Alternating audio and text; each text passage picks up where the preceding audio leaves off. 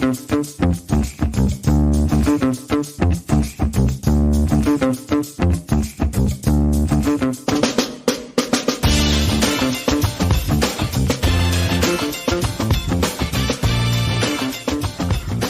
back to a new episode of Podcast on the Brink. It's Tuesday, October 15th. The air outside is cool. College football is in full swing, and we're getting closer to college hoops season every day. And what better way to spend this Tuesday morning than to spend it with Mike DeCourcy of the Sporting News and BTN. Mike, welcome back to the show. It's always a pleasure to speak with you, Alex. How are things going there? I know you made the move from Indy to the East Coast out in Pittsburgh. How's that going? Yeah, it honestly, Alex, the move itself was like as well choreographed as a Balanchine ballet. It was. I came home from the Final Four. My flight was on time. Had to be on time because we're coming all the way from Phoenix.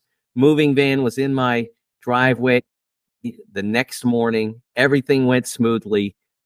We couldn't have executed it better. We were really fortunate. We sold our house in Fishers more quickly than maybe we thought we would, which is why it ended up being so tight relative to the Final Four. We could only push it back so far, but it all worked out great. I loved living in Fishers. It was a tremendous place to live, continuing to grow, and always new things and fun things to do. But it's great. It's great to be back home. That's great to hear. Before we dig in with Mike on this episode, this week's episode of Podcast on the Brink is brought to you by Visit Bloomington, which is also a proud partner of Indiana University Athletics. From the excitement of college sports to local hotspots, Bloomington offers something for every Hoosier fan. Cheer on your cream and crimson while enjoying delicious food and drinks at mainstays like Crazy Horse. Explore the iconic Hoosier basketball trail and discover the rich history of Indiana basketball. Go to visitbloomington.com for all the details and get started on planning your basketball getaway today. And I imagine this weekend in Bloomington is going to be pretty hectic with Hoosier Hysteria and the big noon Saturday kickoff with Indiana and Nebraska. Mike, you went to Bloomington many times for IU games. I used to see you there quite often. Do you have a favorite spot or two that you like to go to in Bloomington? Yeah, one place that we really enjoyed was my niece and our nephew-in-law. What do you call when they're married to your niece? Is that what it be? Whatever it's called. Yeah. We took them to the Uptown Cafe for a brunch on a Sunday, and it was just lovely. We had a wonderful time there. That was a tremendous place. I would definitely go back. So, Mike, one of the reasons I wanted to have you on this week is just try to help me make a little sense of this new 18-team Big Ten, what to expect going in. I've tried to, I voted in the preseason, I guess, official media poll is what they call it, because the Big Ten itself doesn't conduct the media poll. And it was an interesting exercise trying to come up with power rankings for 18 Big Ten teams. Not to put you on the spot to kind of kick this off, but when you look at the Big Ten as a whole going into the season, who are you looking at as the teams maybe to watch there near the top of the league? Well, I still believe in Purdue. I know that you lose an all-time great college player and it's going to make a difference. But we've seen teams come back from that before. Duke lost an all-time great college player in Christian Laettner in 1992. They came back with a tremendous year. Now, they still had two other all-time greats, but they still came back with a terrific season in 93. They lost in the second round, but it was still a great season. We saw UCLA. Now, I mean, I'm not comparing last year's Purdue to any of the Bruins teams of the dynasty, but they lost. Lou Alcindor / Kareem Abdul-Jabbar, then replaced him with Sidney Wicks, and Sidney Wicks lose him, replace him with Walton. So you can survive this if you have the right group. And I think that Purdue's group is still exceptional.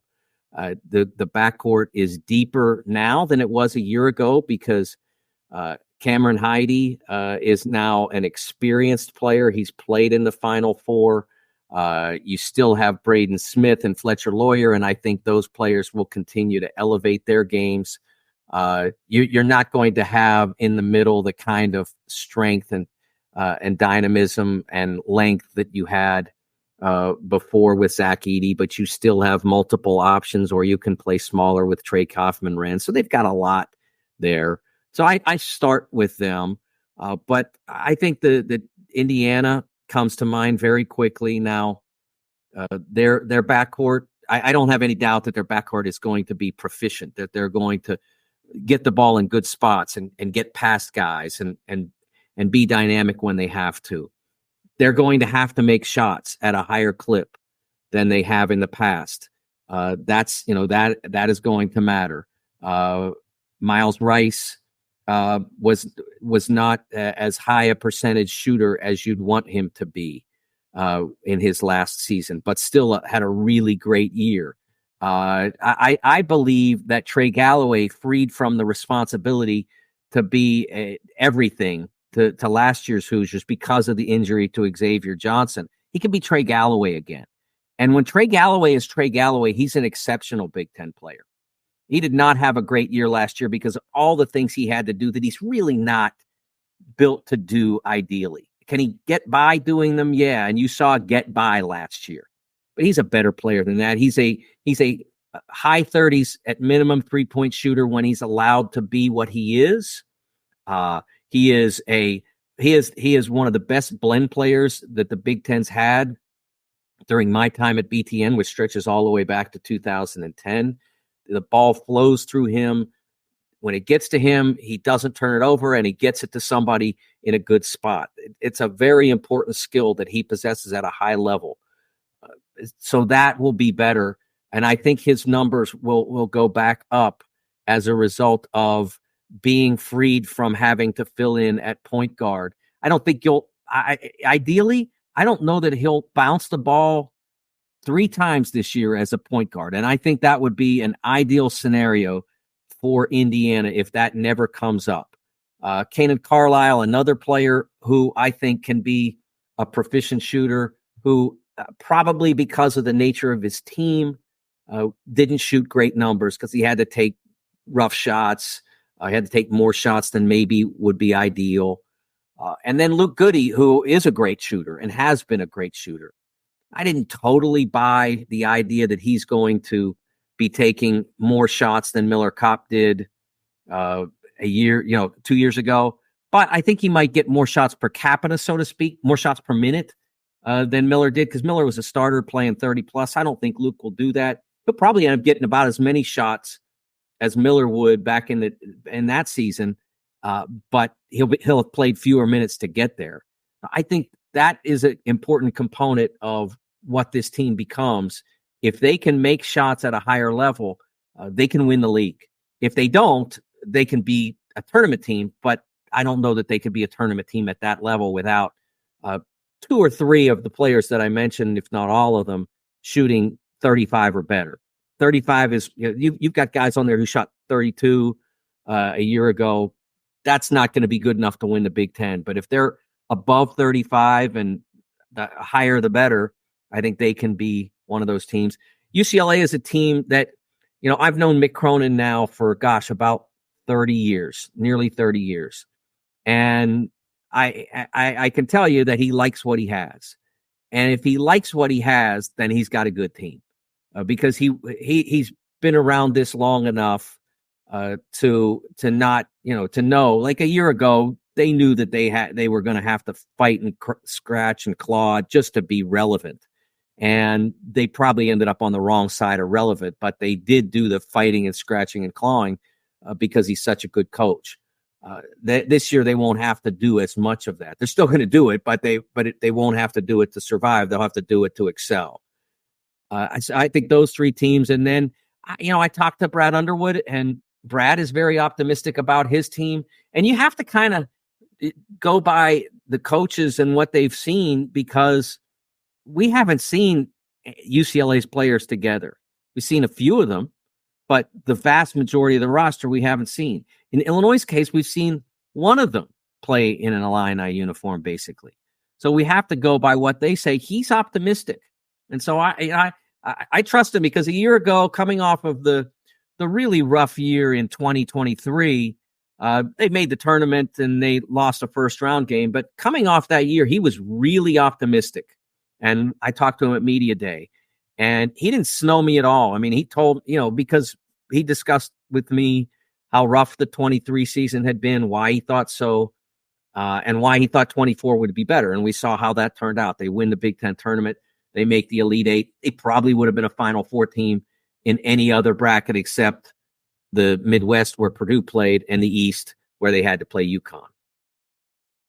One team that we saw kind of a wild discrepancy this week in terms of the ranking, you look at obviously KenPom. A lot of people don't even care about KenPom this time of year.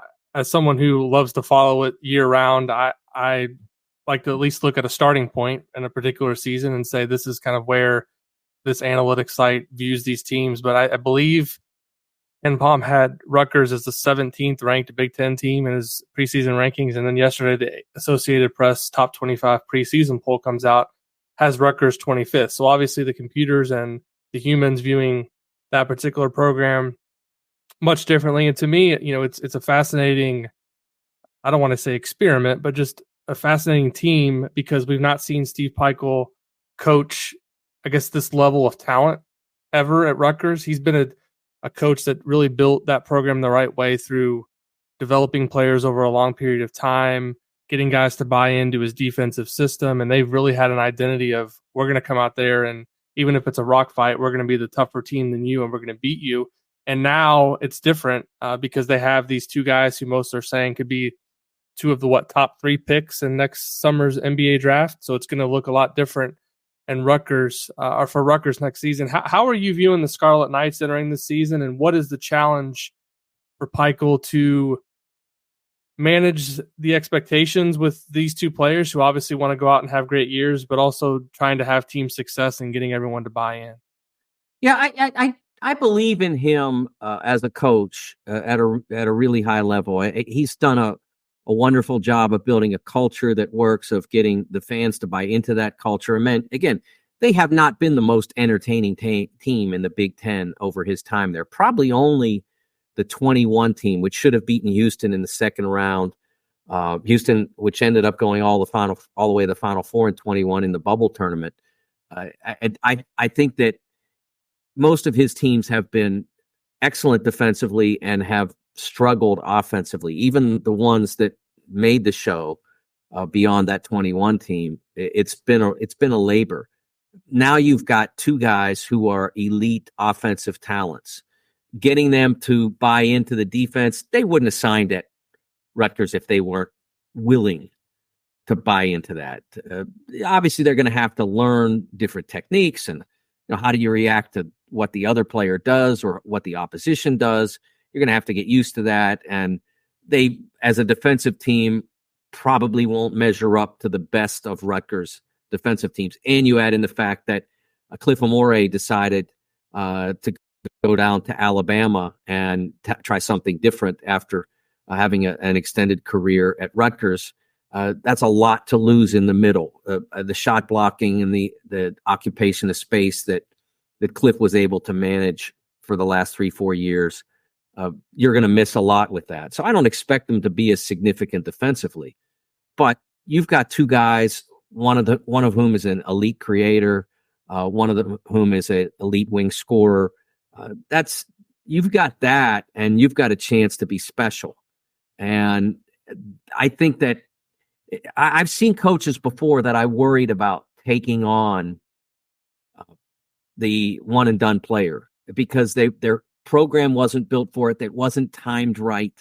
I'd feel better about this if Cliff were still there. I would look at them as a legitimate Final Four threat if Cliff were still there, because you'd have those two playmaking individuals on offense, and then you'd have Cliff to fix up anything that happened wrong defensively.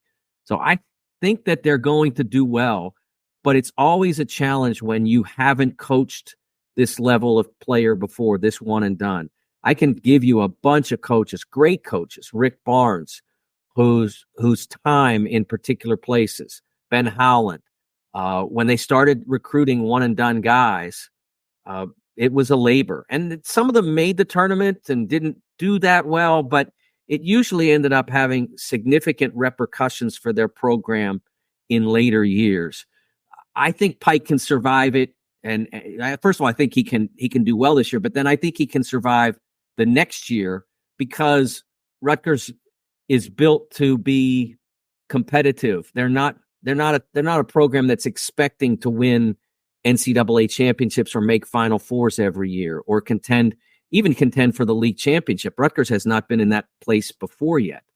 So I think that if they have a great year with this group, next year won't have, even if next year's a decline, it won't be a disaster because Rutgers hasn't had that sort of year after year after year after year success where they expect it every time.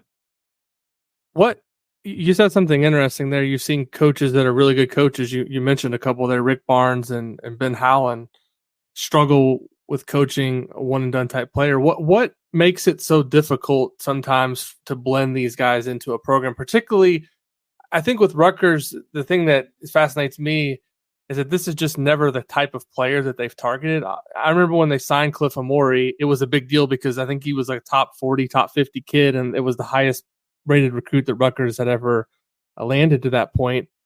But they've brought in guys that, Caleb McConnell, Dylan Harper Jr., Geo Baker. I mean, these guys were obviously nationally ranked recruits, but they weren't McDonald's All-Americans. They weren't guys that we were watching EYBL highlights of and saying, wow, this guy's going to be an NBA player in a year or two. This is totally different. So I'm just kind of curious why you think sometimes it's harder for coaches to mix these guys in and say, obviously John Calipari did it for so long at Kentucky where it was, he had his ups and downs and he had his cases where there was certain guys who maybe didn't work out, but he was able to do it as well as anybody. I think it starts with the expectation of the player and the expectation of the player. We saw it in Indiana with Romeo. He was supposed to be a program changer, and he got on the floor and he was very good, but he wasn't a program changer. And sometimes that has repercussions for both the player, the program, and the fan base, because they were told all this time that the player was going to change their team, change their program. And why isn't it happening? And why is he sometimes going 5 for 14? And why is he sometimes missing a defensive assignment that is costly? And all those things happen. And if you're not countering that with absolute brilliance, I mean, everybody's going to have bad games, but if you're not countering that at times with absolute brilliance, or if you're just a guy, like one of the things that there's a difference between someone at the level of a John Wall, say, back in 2009-10 for Kentucky, and someone like we saw with Romeo, who was a very, very talented player and had a fine freshman year, but he just wasn't at that next level where the college experience for John Wall was about polishing his game and learning to play within a team environment with other great players and learning to play in high stakes games. That's what John Wall faced when he was at Kentucky. Whereas for Romeo, it was about learning to become great, because he had been a great high school player, but greatness did not come to him at the college level. And so that became a burden that he wasn't equipped to handle, and that the program wasn't really equipped to handle, because they needed him. If they were going to be significant that year, they needed him to be great. And he was at times, but he wasn't on a daily basis. It really is hard for coaches to handle that when the expectations are so grand. And it's, there are different classifications of players, and Cooper Flagg at Duke will be one of those guys this year. He'll be one of those guys that should be just polishing his game for the pros. And I kind of expect that's what it'll be. I think he's the best prospect in American basketball since in 15 years or so, maybe since Derrick Rose, maybe even going farther back than that. He's a wondrous talent. That is a different deal than what a lot of other players, what some of Texas's guys were for Rick Barnes. Tristan Thompson, not a program changer, really good player, had a nice year, That team had a nice year. They made the tournament. I think they were a 4 seed, lost to a 5, something like that. But he didn't change their team.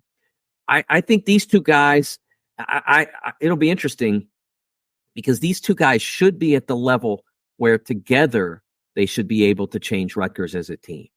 And obviously the poll voters in the AP believe that. The Ken Palm statistical formula believes that. If I remember correctly, they were 4th or 5th in the Big Ten rankings, which I think was interesting because the Big Ten voters were more in the prove it department. Right. Going back to Indiana for a second, obviously we had you on back in the spring, and everyone's well aware of what Indiana was able to do in the portal, also signing Bryson Tucker. What, in your mind, are the keys for Indiana to be successful this season? Are there one or two things you can look at and say, this has to go much better than it did last year for them to get back on track after last year's disappointment?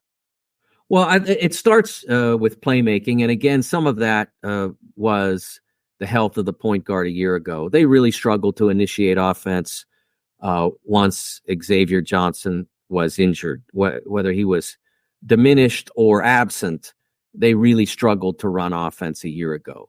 So they have to have more than one option. I remember they tried Gabe Cups.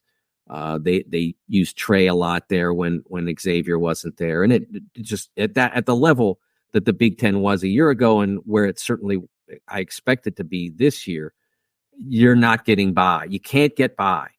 You have to be healthy, and you have to have more options than just one, especially at the most important position. You have to have more than one option if that player has gets sick, or if he tweaks an ankle and has to miss a game or two, that hopefully not that he would have to miss as many games as Xavier did a year ago. You have to have more options.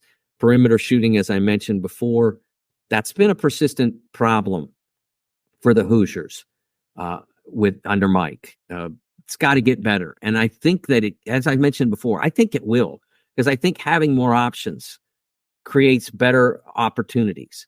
When it's one guy, and as it was 2 years ago, really, Miller Kopp had to make shots for Indiana to have a perimeter game at the level they needed. That one guy is going to have some rough nights. I didn't think they did a good enough job getting him opportunities. And so their perimeter game was not what it could have been. And the team, although they had a terrific season, was not what they could have been. Now I think they have more options.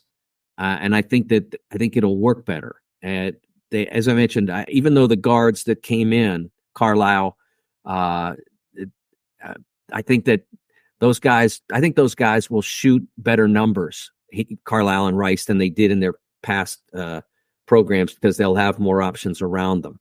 And then from there, I think some of it is rotation. I know we heard Mike say that they thought they'd play smaller more this year. I don't know how they'll do that. I think for me, the way they play smaller is not to necessarily make any personnel changes, but for Mackenzie Mgbako to play like a small, so to speak, to play like a wing, not a stretch four who has to play wing because you got a traditional power forward in Malik Reneau, but a real true wing. If he can do that, then you don't have to play small. You don't have to get smaller to play small.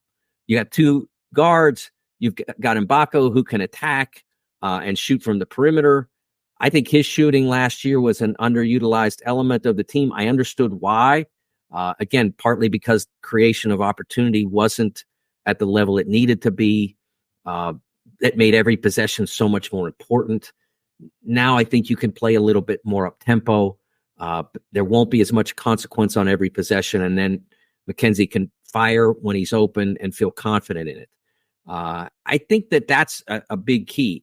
They do have options if it doesn't work out like that, because they can when Ballo's out, they can put Reneau in the middle. They could move Mackenzie to the 4, then play Goody or Trey at the 3. So you are playing smaller more there. that I think I can understand what he's saying there, but I think the best case scenario for Indiana is if Mackenzie is a true three who can slide to four on occasion, but is a true small forward who brings you the ability to shoot from the perimeter, the ability to attack in transition, the ability to at least attack a little off the bounce, if not to go all the way to the rim, to unsettle defenders, to get that 1 or 2 step move toward the lane, pull up and hit over them. Mgbako, what do you feel like maybe is the jump that he needs to make? Because last year what I saw was a player who maybe was humbled a little bit the first couple of months of the season, just in terms of, he comes in. I'm not saying this was in terms of like what he expected. I'm just saying in terms of learning the game. And there were some times where late in games where Mike Woodson said post game that we had to put him on the bench for defensive reasons. And there was maybe some moments where he didn't shoot the ball as well early in the season. By the end of the Big Ten season, he was, I think, a 38% 3-point shooter in Big Ten play, which I look at as a pretty solid number for a freshman that took that volume of number of threes. But I also saw offensively a lot of his game was basically just catch and shoot or pull up jumpers from the perimeter. I feel like if he really wants to solidify himself as an NBA guy or somebody who's looked at as an all Big Ten guy, he's going to have to diversify his offensive game a little bit more. What do you think are realistic expectations for him this year, and where do you see maybe as points of his game that need to get better? Yeah, in some ways, being in Indiana is great for him because with the personnel that they've had. I mean, last year they had a true big, and now they do again with Oumar Ballo. And then you've got a legit power forward in Malik Reneau. That forces Mackenzie to be a wing. And that forces him to develop his game. And I know that it was a transition last year. There were challenges. I mean, if he had gone a lot of places, he would have been a stretch 4, and he would probably have had a more comfortable year. But you don't always become great by being comfortable. Sometimes you need to be challenged to do other things. And I think ball handling is a big part of it. Again, I don't expect him to. If you get to this point in your basketball career, you're probably not going to become somebody who breaks down a defender and gets all the way to the rim. But you can become somebody who can drive a defender back with a couple of hard dribbles and then pull up and shoot over him. That we see all the time.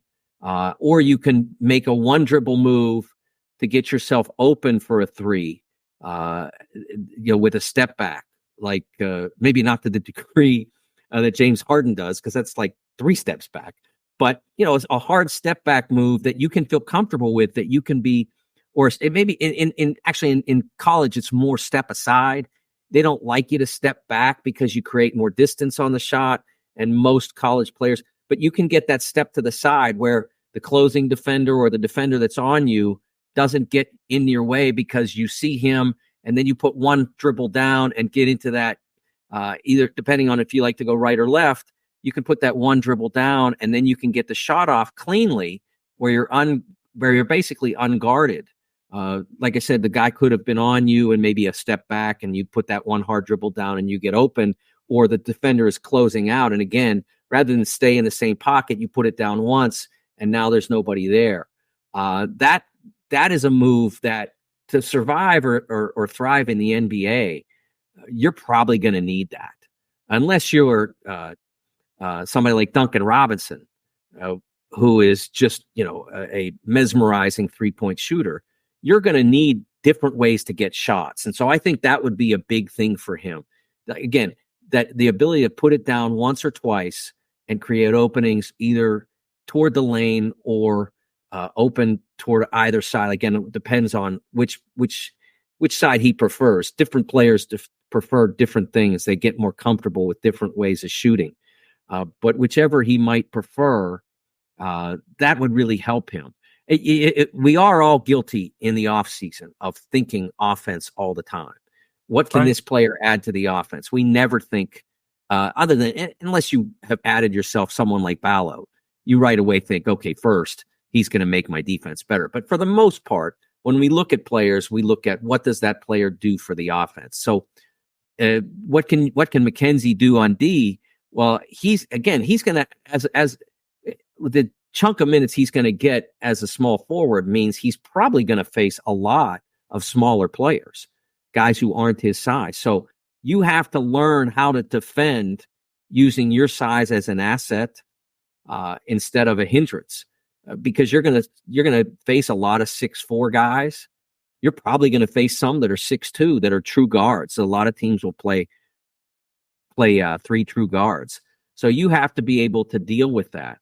And I think being matched up against Trey is in practice is a perfect thing for him, because Trey can do Trey can get by you. We saw him against Kansas last year, had the best day of his career by just getting by guys over and over and over again. He's a smaller player, a quick player. So you have to deal with that. I'm sure he'll face Trey in practice on a lot of occasions, and I think he can learn a lot by having to try to guard him.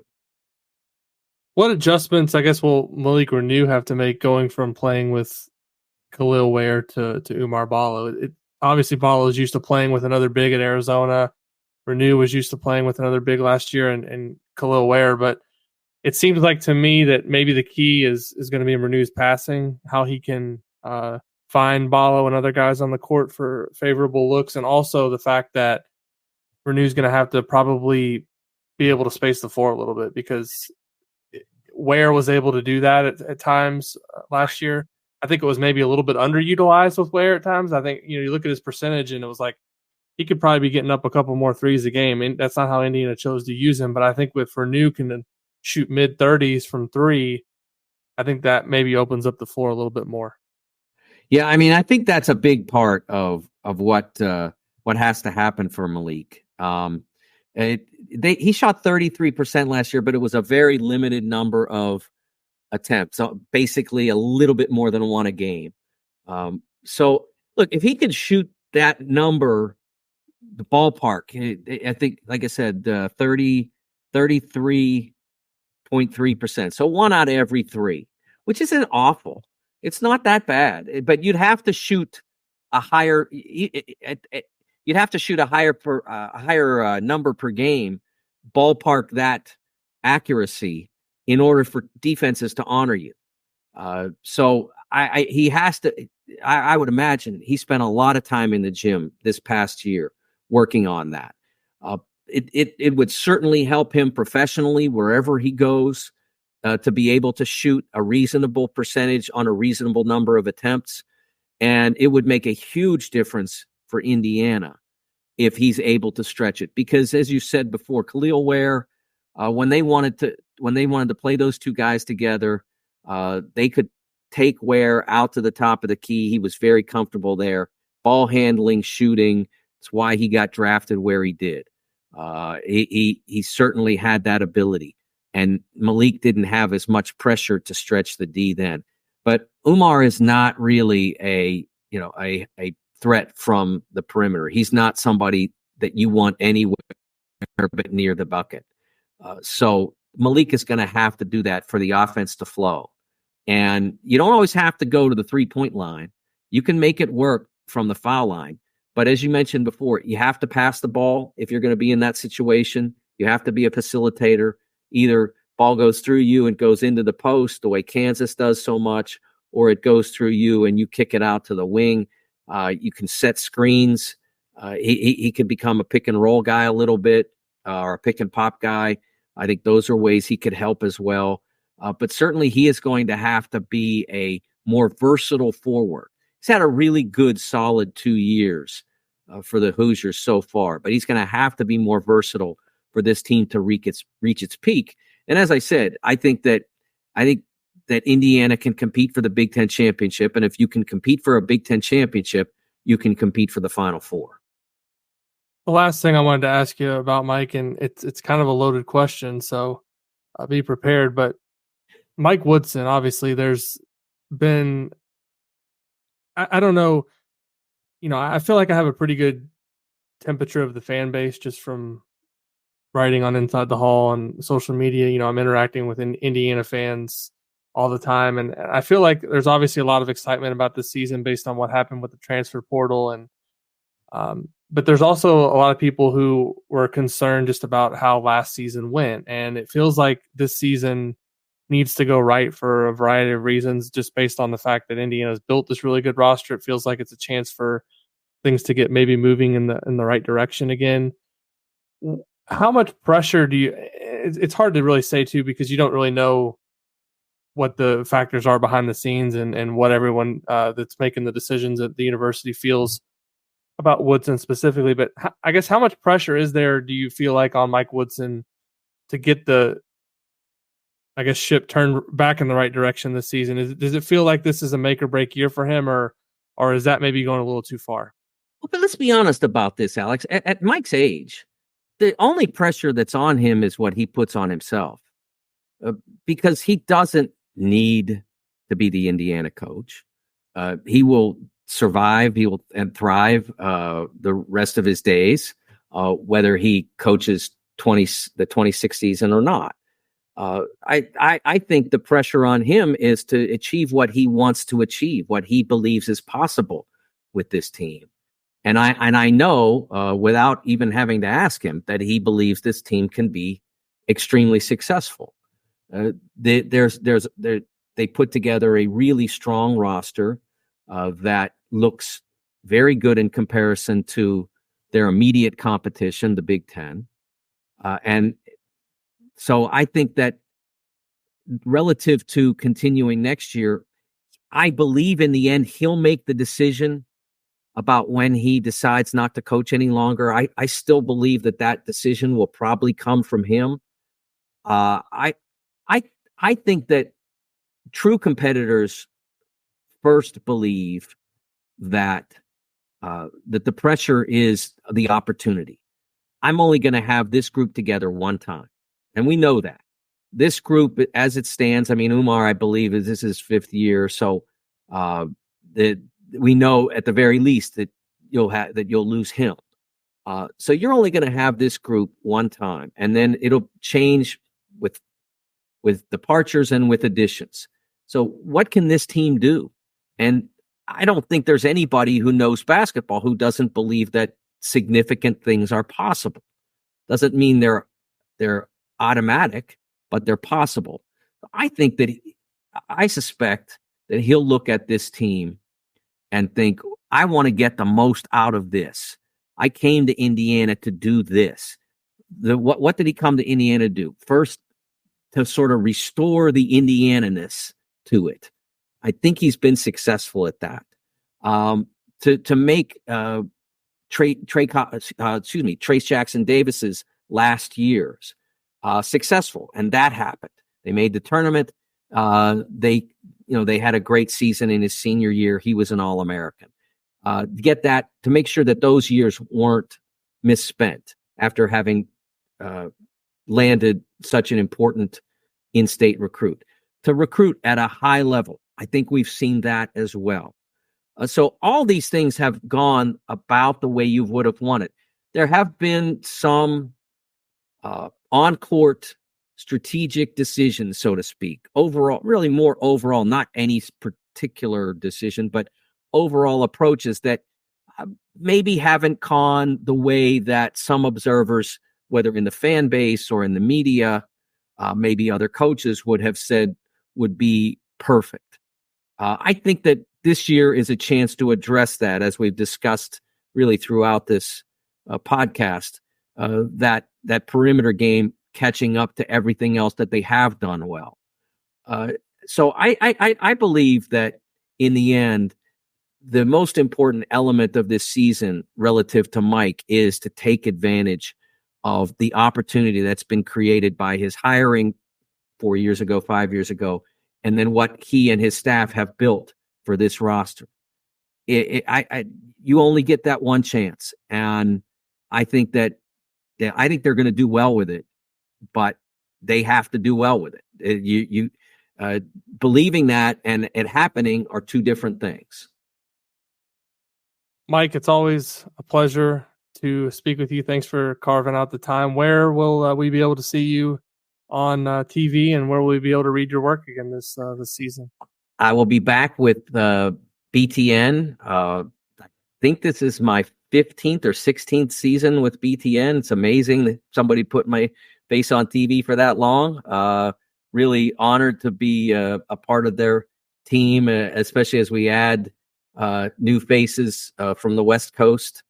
I did some work with Don McLean back toward the start of me doing some TV with some March coaches shows. So I got a chance to know him then, and got a chance to be reacquainted at Media Day. So the team has always been wonderful, and I'm really excited about being back there. I'll be doing the brackets again for Fox Sports, and so I'll be popping up on a lot of Big 10 and Big East and some Big 12 telecasts as well, talking about my bracket projections for 2025.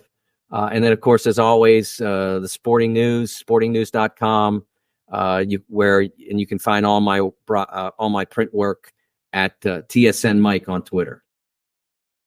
Thanks again, Mike. It's always good to talk to you, and looking forward to another fun season of college hoops. Thanks, Alex. My pleasure, always. Thanks, everybody, as always, for listening to Podcast on the Brink. We appreciate it. If you enjoy the show, please leave us a 5-star rating and a review over at Apple Podcasts, and leave us a 5-star rating on Spotify. And we'll be back soon with another episode of Podcast on the Brink.